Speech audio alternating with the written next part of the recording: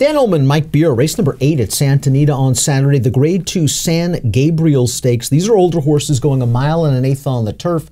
Let's take a peek at this field. Your 2-to-1 morning line favorite is the number 3, Cleopatra Strike, a horse that moved from the fall of 2018 from a $60,000 optional claimer to a graded stakes race winner in Southern California, 2 back going 1.25 miles. Desert Stone, 3-to-1 returning off the long layoff. Majestic Eagle, a rather consistent horse. Something tells me, though, that trips are going to make a very important determining factor.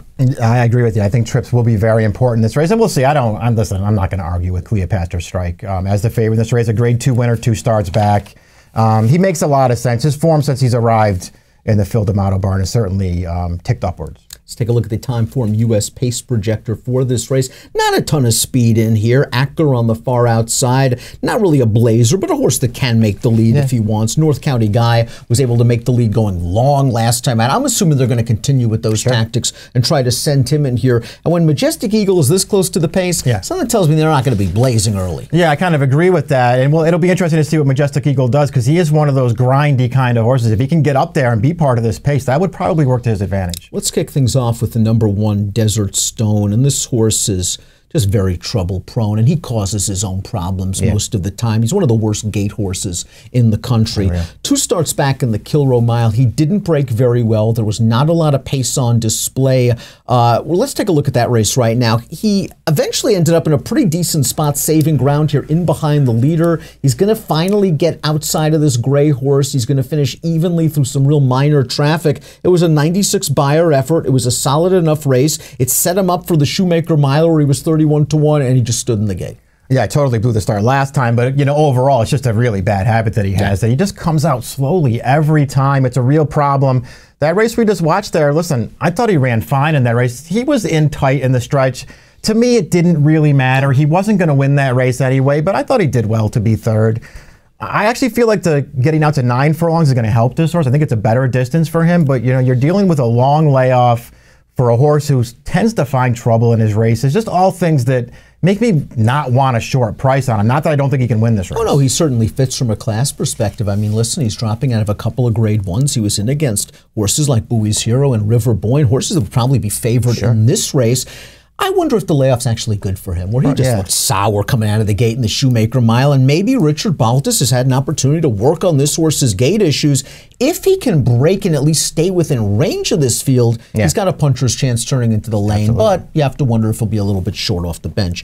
Chosen Vessel, the number 2, I think is a bit of a long shot with a chance in here. 2 back going 1.25 miles. It was a nice solid win with an 86 buy. He's going to have to do better than that. But last time out in the Hollywood Turf Cup, for that distance, he was part of a pretty contested pace and fast pace before tiring. I think there's a little bit of upside here. Maybe he can get a piece of this. That was a race that went to closers at the end of the day last time.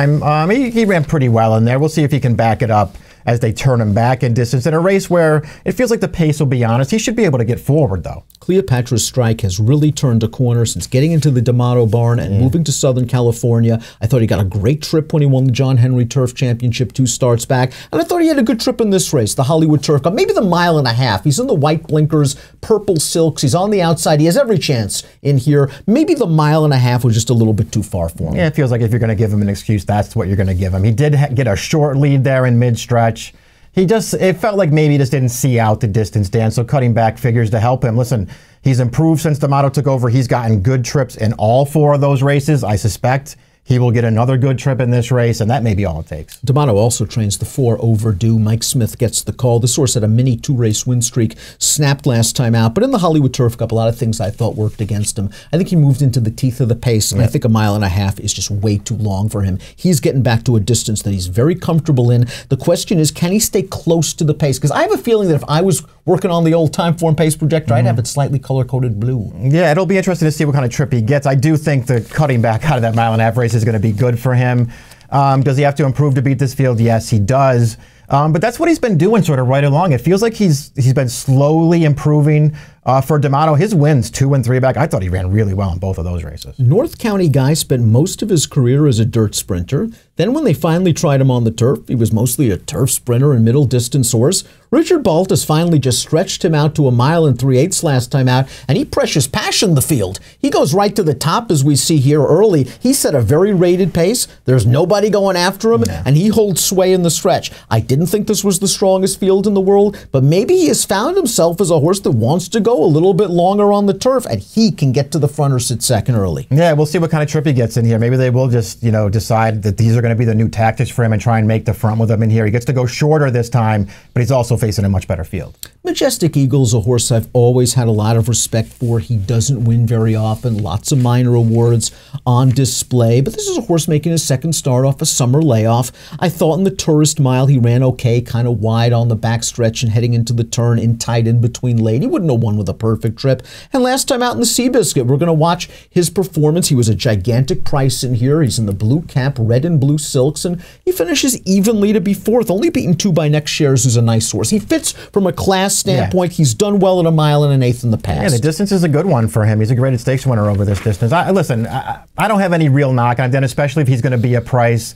If he gets the right trip, I think he'll be there at the end, because that's what he just shows up and he runs the same race every time. Acura was claimed for 62.5 last time out. He was beaten by Overdue that day. That was a really strong race. Overdue ran. The third place finisher came back to him with a 95 Beyer speed figure and a non-winners of 2 other than. Acura is a very honest horse. Yeah. Maybe Joel Rosario just gets wise here and just tries to fire out of there and control the pace.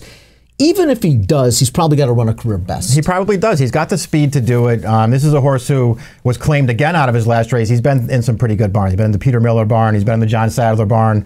Now he goes off to claim for Neil French. He doesn't have a lot of horses, but does a good job. We'll see if this horse can take a step forward. Let's take a look at our top picks for the Grade 2 San Gabriel. We do respect Cleopatra Strike. I just don't think he's the kind of horse that is such an edge we want to take 2 to 1, 9 to 5 on him in a race like this. Overdue to me is all upside. I think he has an excuse for the last race, and I think 6 to 1 is a really fair price on him. Yeah, that's the way I looked at him too. I don't know if he's good enough to be this stablemate, at least at this stage of the game, but I'm willing to give him a chance. Again, I liked his wins 2 and 3 back. I thought he ran really well in those races. Listen, I've been suckered into Desert Stone so many times in the past, and you just know what you're going to get with him. You hope he doesn't break 5 slow. You hope he breaks 2 slow and stays within. 3 to 1 is not a great price. I'd need him to drift up a little bit off of that, but I'll go with Desert Stone off the layoff, getting a little bit of class relief for Richard Baltas. 1635 for me, 4316 for Mike. Grade 2 San Gabriel. Race number 8 at the Great Race Place on Saturday is an approximate post of 3:24 Pacific. Best of luck.